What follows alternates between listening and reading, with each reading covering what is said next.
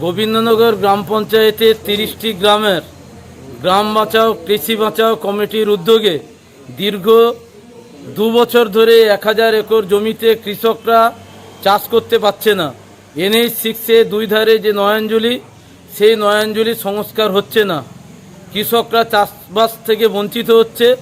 আজকে কৃষি বাঁচাও কৃষক বাঁচাও গ্রাম বাঁচাও কমিটির উদ্যোগে বারে বারে ভিডিও এবং পাঁশকুড়া থানা জানা সত্ত্বেও তারা কোনো উদ্যোগ গ্রহণ করেনি। তাই আজকে বাধ্য হয়ে অবরোধে গ্রামবাসীরা সামিল হয়েছিল। আমরা 5 দিন সময় দিয়েছি। পাঁশকুড়া ভিডিও এবং পাঁশকুড়া থানা যদি সদর্থক ভূমিকা নেয় তবে আমরা আন্দোলন থেকে বিরত থাকব, না হলে বৃহত্তর আন্দোলনে যাব। যত দ্রুত নিকাশি ব্যবস্থা করা যায় তার জন্য আমরা যা যা করবার আমরা সেটাই করব। গ্রাম বাঁচাও কৃষি বাঁচাও কমিটির পক্ষ থেকে এটাই আমাদের বলা।